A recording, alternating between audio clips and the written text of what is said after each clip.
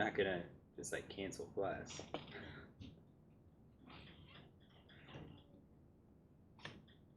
Gotta keep going.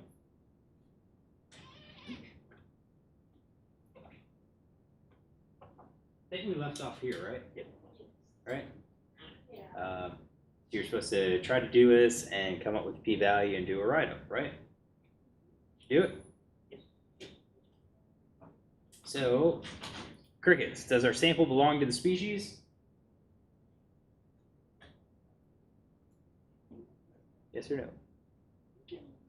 You say yes? Why? What's our p-value? 0.0957. I'm not 100% that I did that correctly. Okay. What about skunks? Is this skunk larger than western spotted skunks? You say no? What's your p-value?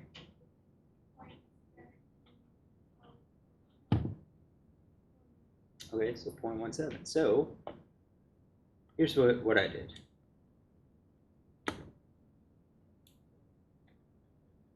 So for the crickets, is our sample representative of the species? That's our question. And that's going to be what we need to address in the write-up or in the conclusion. That's part our conclusion or the interpretation aspect. Our null hypothesis is that our x bar is equal to the mu. So our average is equal to the mu. Our alternate is that it's not equal. So this $\NEQ, see if I can get this to show up. There it is. When you knit it, it'll show up as not equal. All right, so it's either equal or it's not equal. So I use the p-norm function, right? We don't, might as well just let R calculate the z for us. But we're testing 19.6 against a mean of 17.9, standard deviation 2.5. Our sample size is 6. All right, so SD is 2.5 divided by the square root of 6. And it's a lower dot tail equals F because this 19.6 here is greater than 17.9. So that's why we're going to use our lower dot tail equals F. All right. And I specified it here. Lower dot tail equals F because 19.7 is greater than the 17.9. So all right, our sample is consistent with measurements of the species. That works. It goes back to this. It's our sample representative. It is consistent because our p-value is less than 0.10. So yeah, I came up with 0.09578, rounded it based on our p-value rounding rules. Right? Our p-value is greater than 0.05, so we just go to 2 digits. So this, we failed to reject our null hypothesis, so we conclude that x bar, that the means are equal, that a mean of 19.6 is equal to 17.9, and thus, our sample is representative of that species. Note I wrote z-score test in our write-up, specified, but that's a test that we used. Skunks did the same thing. Is our skunk larger than the western spotted skunk? Spotted skunk males. So is our male skunk larger than western spotted skunk males? All right, again, our null hypothesis is that the means are equal. Our alternate, though, is that our mean is larger than that population mean. All right, so we're doing a one-tailed test, which means we do not multiply our probability by 2. It's just going to be the area under the curve. So we have p-norm 635. With a mean of 535, standard deviation 105, over the square root of our sample size. Our sample size is 1. We have one individual. So you just always remember that we always have to divide by the square root here of our sample size. It's 1. Square root of 1. And it's a lower dot tail equals F because our 635 is greater than 535. And I clarified. We still need to divide 105 by the square root of n. Right? That's part of our equation to get that z, but it's a sample size of 1. That's what we have. So I did our write-up slightly different. Right, so instead of putting the test in parentheses, I said It actually included it in the sentence. So according to a z-score test, our male skunk does not appear to be larger than males of the western spotted skunk. That answers our question and give our p-value. Go to 2 decimal places because our p-value is greater than 0.05. That's part of our rounding rule. Did I include everything that we need to? Yep. Conclusion or interpretation. We include what test was run. We include the p-value. Right? We didn't have to include a test statistic or degrees of freedom because this test does not have those two items.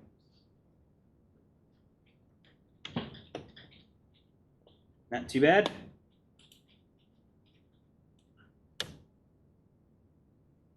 All right. All right, so quick review of z-score test.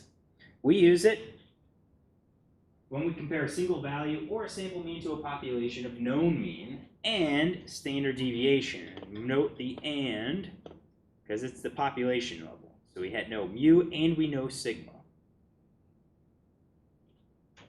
How do we use it? We're going to use our normal table to calculate probability that we get a value that's greater than, so our x is greater than some value, or greater than or equal to some value, if we are a part of that population. That's basically what's going on.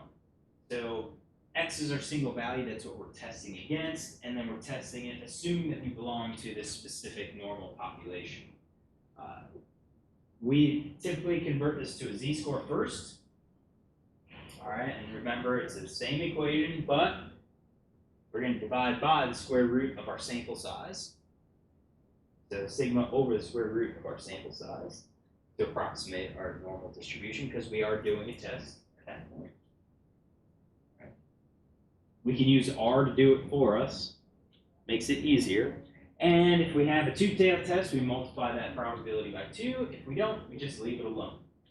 And then our values to report, z-score, what test was run. We ran the z-score test, we report our p-value, and we report our conclusion. So, I had shown you a handout. Wait, what was that thing where we had to divide by 3? Rounding of our mean and standard errors. So on Blackboard, I had the handouts, this test summary statistics. I modified it a little bit yesterday. I think I made it a little bit better. Let's get that open. Here it is. So if you wanted to download this one, I think, whoops, where did it go? Here it is. Made it a little bit clearer on how we're gonna go for it. So you write the test. So test, you can write the name of the test, number and type of variables. So you specify how many qualitative variables we have, or how many quantitative variables we have, and also with those variables we specify if they're independent or dependent variables.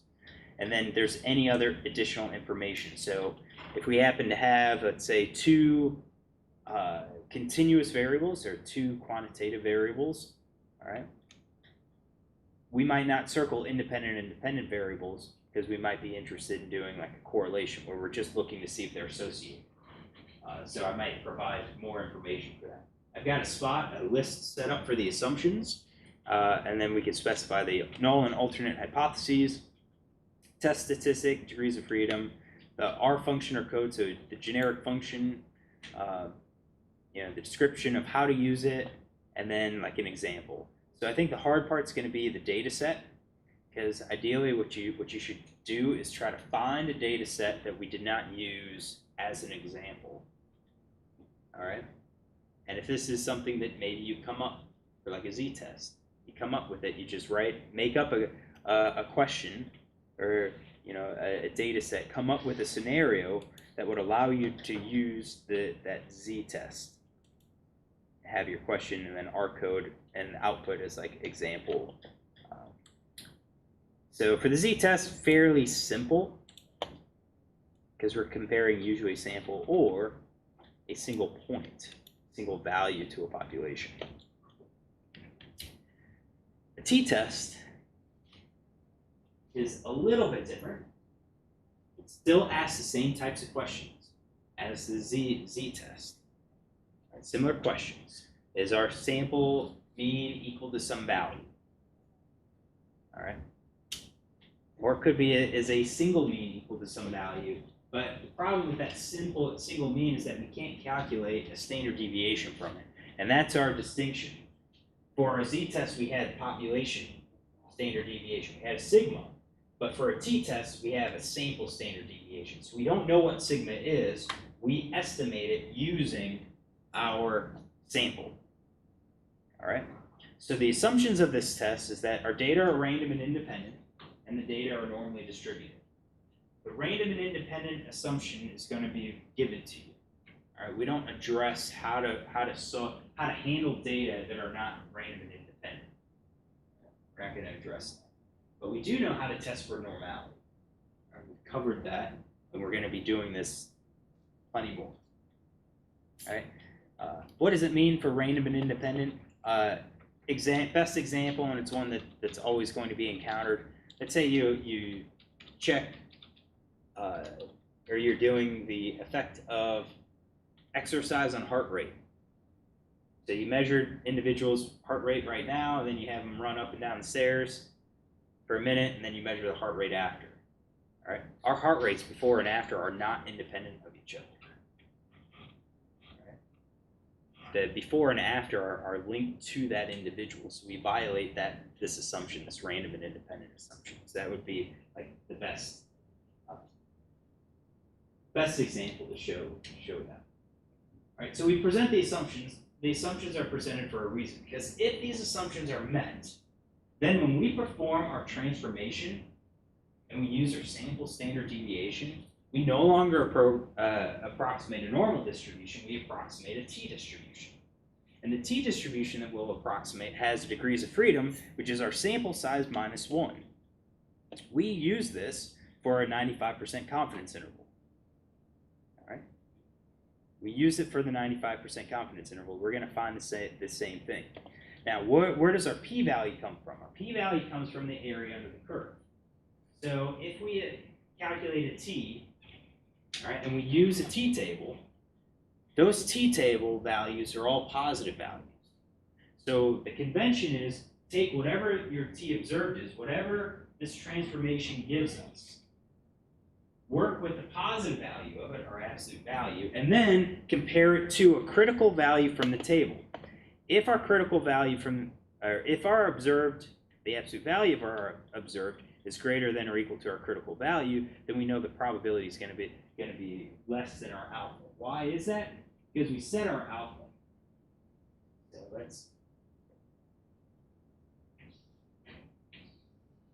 here's our t-distribution. Again, we're centered. All right. Our p-values, finding a value that is equal or greater than what we observed.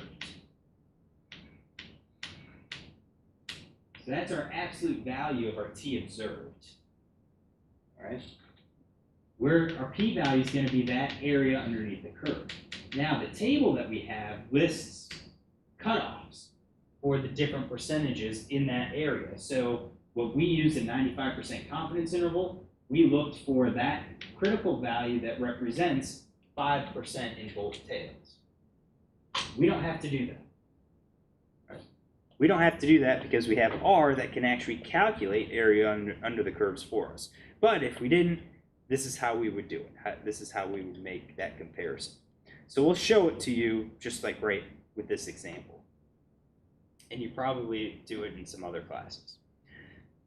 So the average size of species A is 89.44 millimeters. In a sample of 10 individuals, we have an average size of 92.99 and a standard deviation of 5.11. So is our sample similar to species A, or is our sample, the individual, species A? All right. So what we're interested in is calculating our p-value so we can answer this question. That p-value is the probability that we would get data as extreme or more extreme if our null hypothesis is true. So here, we're looking at the probability that we could randomly get a sample that has an average, or x, equal or greater than 92.99, which is what we saw. And we're going to make the assumption that our actual average is 89.44. Now, we don't know what the population standard deviation is, so we're going to have to approximate it using our sample. So we're going to do our transformation here. This is x minus our population mean divided by our sample standard deviation over the square root of our sample size. So that's the standard error, right? So we're going to do that standard error, do it for both sides, all right? And instead of this becoming a z, it becomes a t. So now at this point, we're looking at how likely is it that we would obtain a t value that is equal or greater than 2.197 if we actually follow a t distribution with degrees of freedom. What's their sample size? 10. With 9 degrees of freedom. All right, so we're looking at that area under the curve. How would we do it on a table? I'm going to go open up my t-table. And I'll use the one that I think we've been using. Rotate. So here's our t-table. This is the one we have been using for our confidence interval. All right. So we're running a two-tailed test, right? So we want 5% in both tails. So that's this column, 5% in both tails, so 2.5% in the top, 2.5% in the bottom. We read down this to get to our degrees of freedom, which is our degrees of freedom is 9. Our critical value is 2.262. So that means that at 2.262, everything to the right is 2.5%. And then you multiply that by 2 because we're symmetric, that gives us our 5%. We want to know, does our t observed actually fall into that region or not? If it does, we're in what we would call our rejection region. We reject our hypothesis. If we're not, then we fall in our acceptance region. So here, 2.197, we make our comparison. Is that greater than our t critical? Nope, not at all. That means our p-value is going to be greater than 0.05. And thus, if it's greater than 0.05, we conclude that our means are equal.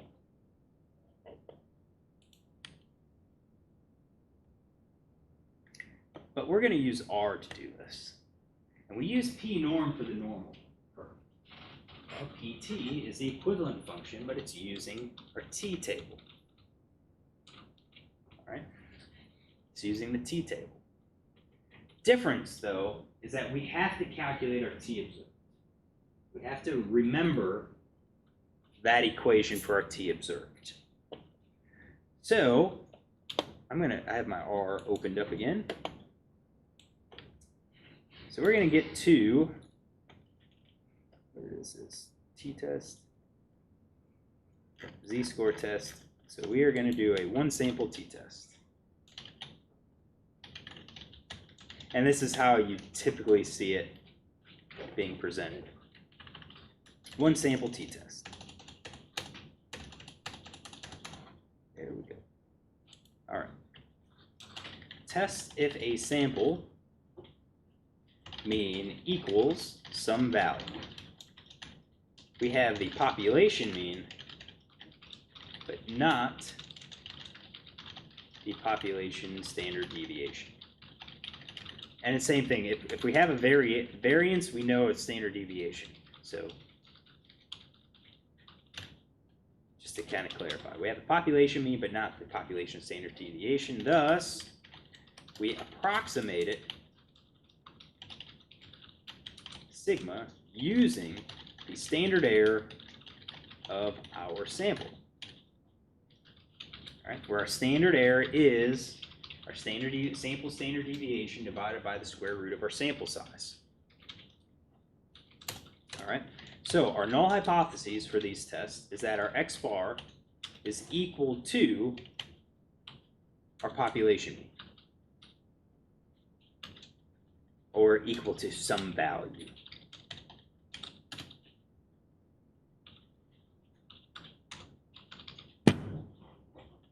Our alternate hypothesis will be either that it's not equal,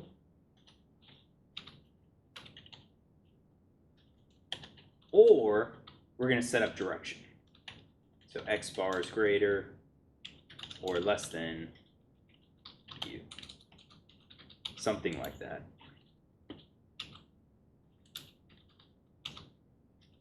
All right, so we can run a two-tail test or we can run a one-tail test.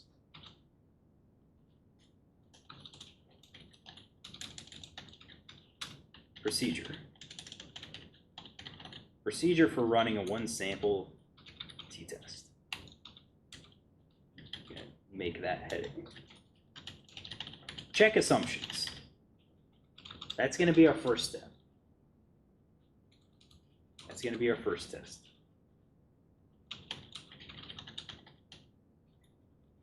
Unless told otherwise. So in this problem, in the problem that we had, I would have said assume all assumptions are met. All right? Assume that all assumptions are met.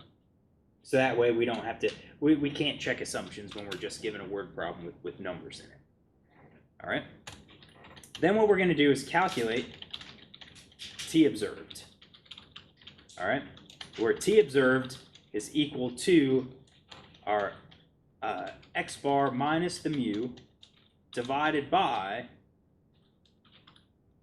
the SE, standard error. So we could do S over square root of n.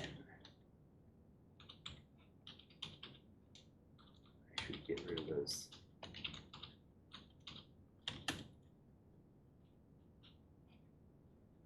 All right, so S over the square root of n.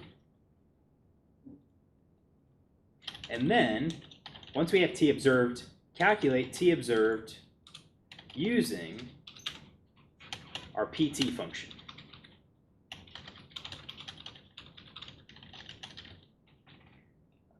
All right.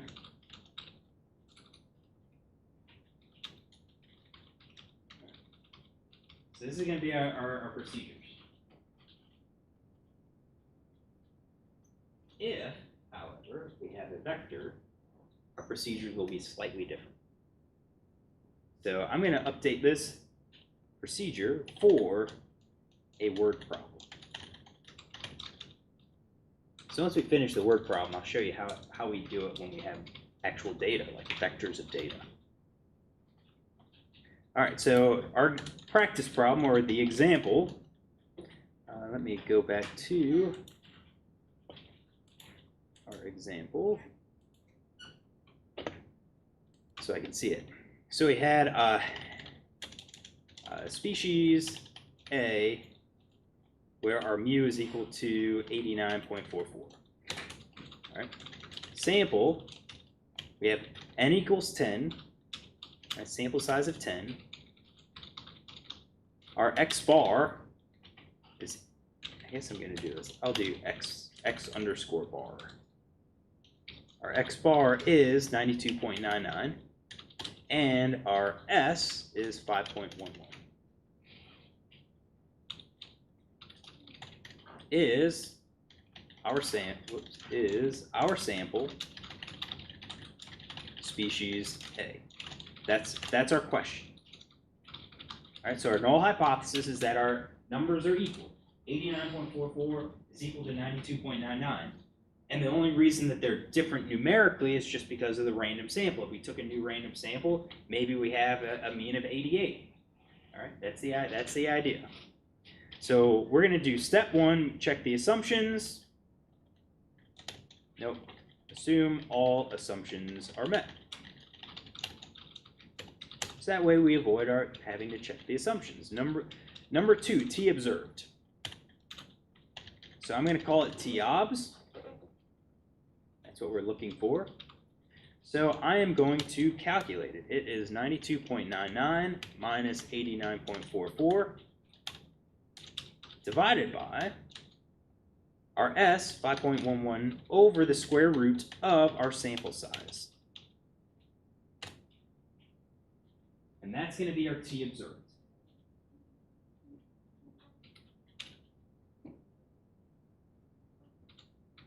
All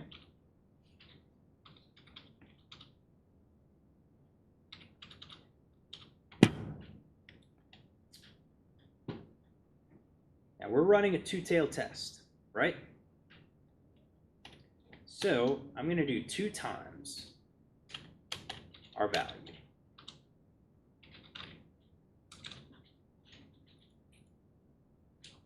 So we are looking for the probability that we would get a t-observed value that's as extreme or more extreme than what we actually got just by chance alone. So we're testing that t-observed against the t-distribution that is defined by a degrees of freedom. So our degrees of freedom is our sample size minus 1. So 10 minus 1, which would be 9. I was about to say, I was like, oh, that's No. different. Yeah, no, 10 minus 1. All right, we lost a degree of freedom because we estimated our population's standard deviation. If that helps you think about it, we estimated it. What about our lower dot tail? T or F? What's that? Why would it be F?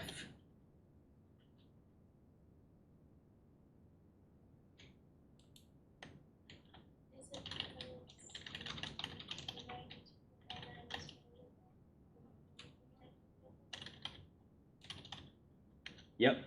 So it comes down to that t-observed value. So because our t-observed value is greater than 0, and it's greater than 0 because the 92.99 is greater than 89.44, this gives us our positive here. So since we're in a positive t-observed value, we're going to use lower dot tail equals F. So we're doing that upper tail.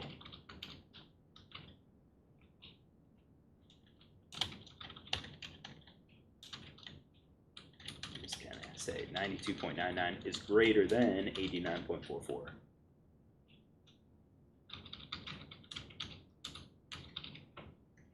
All right, so I'm going to run this. We get a p-value 0.0556.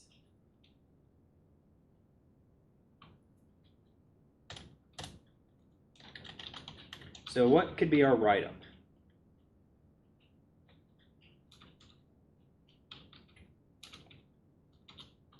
It's greater than 0.05. Mm-hmm.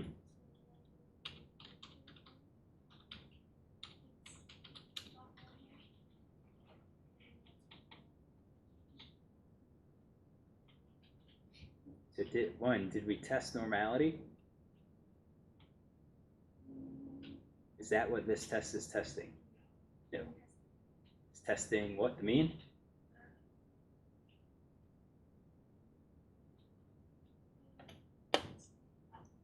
We're testing this if the means are equal. So we're always going to go back to that. And we're testing the means are equal because if they came from the same group, if they were from the same population, then they should have the same mean. So our question is our sample species A.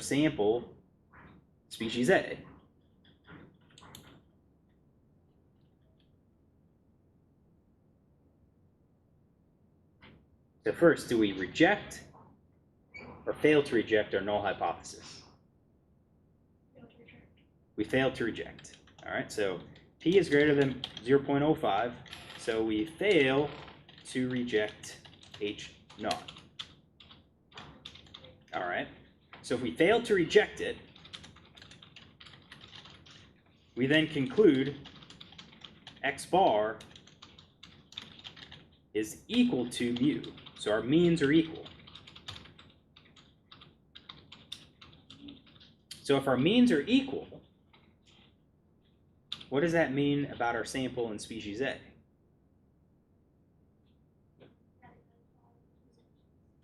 Yes.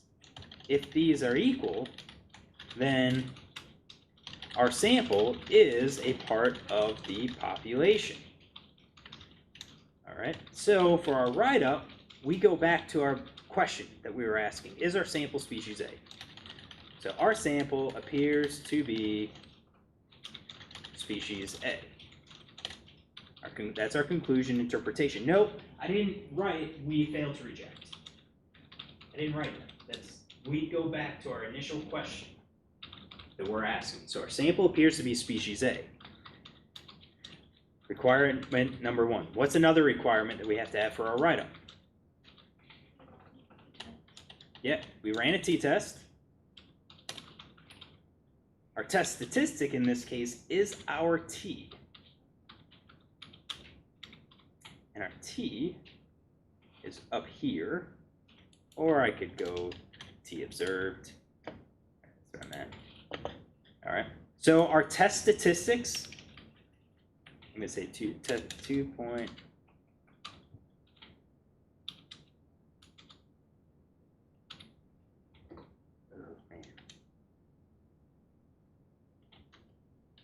We're gonna have to go to at least three decimals. Maybe 4. That's tricky. That's tricky. I don't like doing this. We'll come back to the t. But we have our t test statistic. That's our t. That's what we use to compare against our distribution. Our degrees of freedom, 9. And our p-value,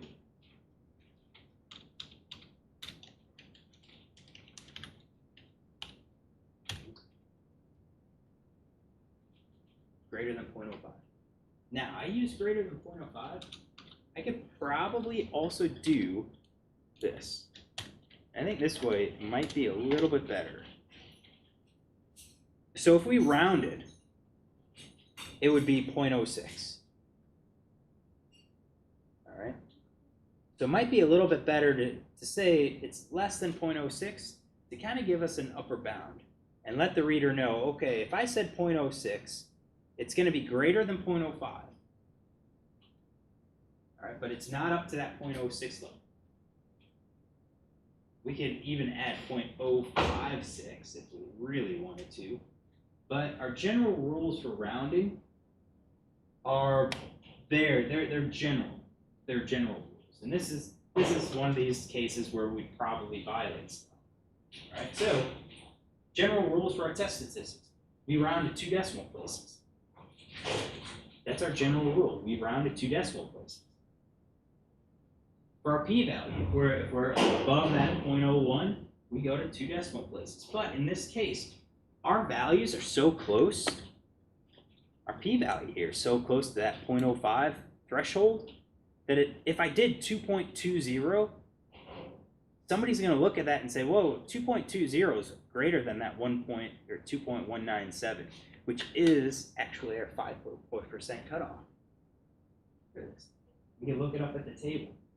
So we're just trying to be a little bit more specific to show we're not quite at that 2.197. We didn't quite get to that 5% yet. And because we didn't quite get there, we're going to conclude that our sample belongs to this species. Can you put like it's less than 0.06 and greater? Yeah, some people like this. Yeah. Yeah, you could probably do that. You could also put the equal sign. P equals 0.056.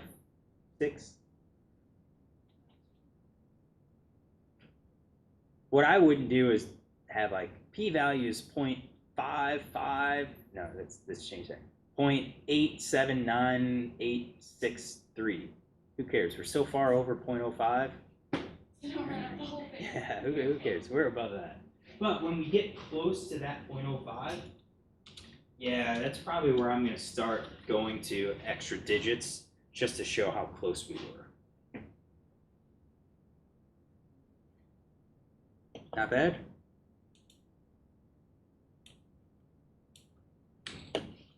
All right. So here's 2 practice problems.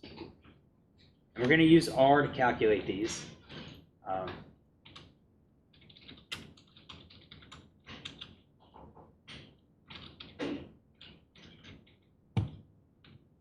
Just some trickery. So last year, average number of tomatoes produced per plant was 54. This year, our plants average 48 tomatoes. So is this year's crop worse than last year's crop? And Lake Nasworthy exhibits an average water temperature 82.5. Over 12 measurements, Lake Texoma averages 79.3, with standard deviation 1.6. This average lake temperature of Lake Texoma is similar to that of Nasworthy. All right, so just like our z-test, kind of have your null do your null and alternate hypothesis, run your test, get your p-value, and do a write-up.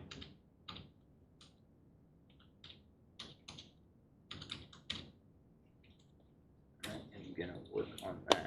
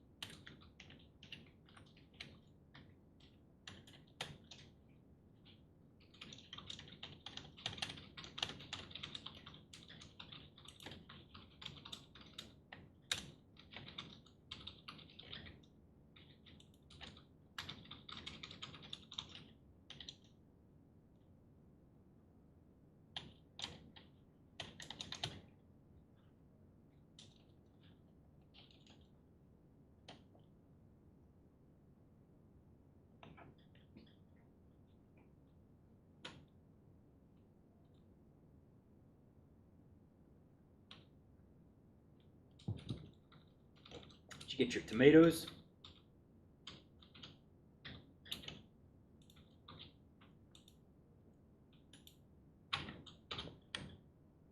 Was this year's crop worse than last year's crop? Yes. What's your p-value? 1.10.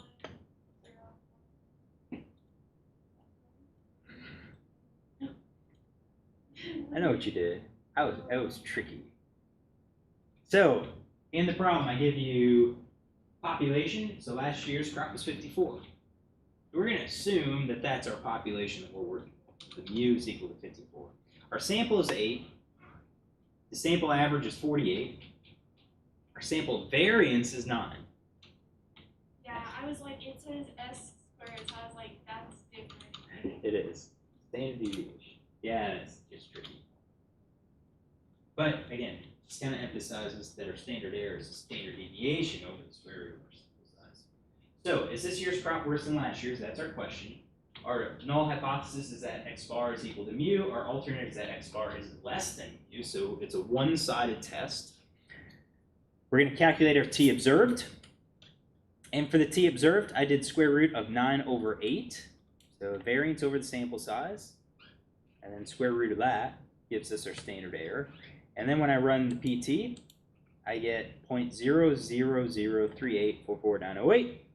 All right, lower dot tail equals t because our t observed is less than 0. Our t observed is a negative value, and it's a negative because our 48 is less than that mu. All right, so it's a negative value, so we're going to go the area to the left. We don't multiply by 2 because it's a one-tailed test. We don't need that as extreme or more extreme. Doesn't have to be above our mu. We're just looking at 48 or less for our average. So our write-up then is a t-test. Again, I did it a little bit different, but I hit all 5 things that we have to report. So I said a t-test revealed that this year's crop is worse than last year's crop. So I gave the test and I gave the interpretation, which goes back to our question, right? All right. Our t value is negative 5.66. Our degrees of freedom is 7, and our p-value is less than 0.0004. All right, so we're in that small value range. We go to 4 decimal places. All right, if it goes to like 5, if we're like 0.00003, we're below that 0.00001, and we just say we're less than 0.00001. 0, 0, 0, 3 zeros.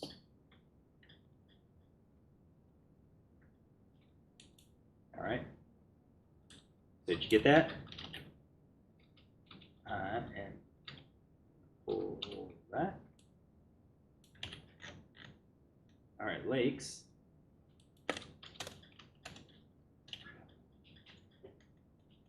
All right, so Nasworthy's our population. So that's our mu is 82.5. That's what we're testing against. We're going to assume that Texoma is part of our Lake Nasworthy population. Texoma has 12 readings. That's our sample size. The average reading was 79.3. Our standard deviation is 1.6. So the question asks, are lake temperatures similar between the two lakes? Are lake temperatures similar between the two lakes? Or is the average of Lake Texoma equal to that of Nasworthy? Our null hypothesis is that our means are equal. It's always going to be the null hypothesis for these tests. Our alternate is that they're not equal, so we're setting up a two-tailed test. All right, so we calculate our t observed, and then we pass that t observed to the pt function, pt obs, or pt of our t obs. Our degrees of freedom, 12 minus 1, lower dot tail equals t because our t obs is negative, and it's negative because our 79.3 is less than the 82.5. And we multiply that by 2 because of the two-tail. All right, so temperatures of our write-up temperatures of the two lakes are not equal. So this tells us we reject our null hypothesis that they're equal, and since we already specified our alternate as being less than that, we can say, yeah, we specified it by saying they're not equal. We didn't say direction. All that we can say is that our two lakes are not equal. Now we can look at the averages and say, yeah, they're not equal, and it looks like Texoma has colder temperatures or lower average temperature than Nasworthy. We could say that. We can conclude that. All right. But a priori, we didn't specify direction. So I give my write-up, my conclusion or the interpretation, I give the test, I give my T and degrees of freedom all at once. So our degrees of freedom, this is another way that we can write this. I've been doing DF in line, and that works out pretty good in our markdown. All right. But if you're doing this in Word, what you can do is use subscripts to represent the degrees of freedom. Just like how we did here, or how I did up here. I did T and then a subscript to represent the degrees of freedom. We can do that in our write-up. It saves characters because we're not doing DF equals. Right? It combines it all to one. So I think I'd have to double check, but I believe, how do I do subscripts in R?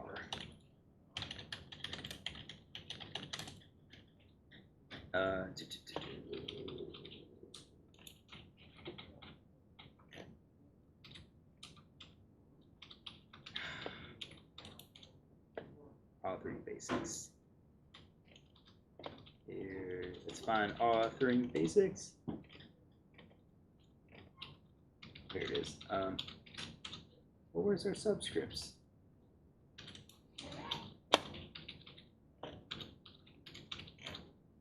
There. Oh, hold on. Subscripts. Yeah, subscripts. If we wanted this to knit properly, I think we do that.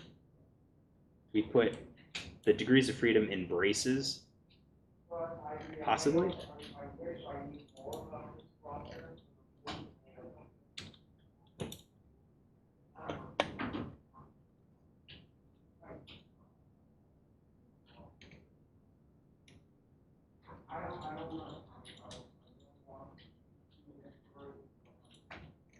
I don't know. This one says tilde signs.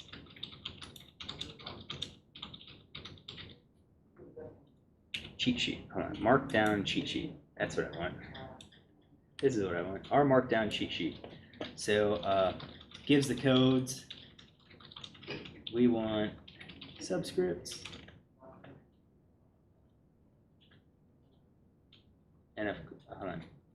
We've got superscripts, but we don't have subscripts. So either way, I know you can do like the underscore and then your numbers. That'll work, or you can just write out the DF. I usually do this, the subscripts, in any of the write-ups that I do. Just save space. All right. That's our one sample tests. Our t-test and z-test by hand. All right. So what we'll do is we'll review this. This applies only really to word problems because normally you're going to have the vector of data. And what we'll do on Friday is go through how to actually do this when we have a vector of data. Do we have to go through and do this PT and calculate t-observes? Nope. Let R do that for us. But we need the data. So we'll do that. Sorry, I don't want to sound like stupid. I just don't like it if like no should use two or not.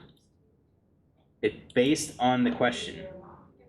So if it asks, are they similar? Are they equal to belong to the group? That's always a two-tailed test.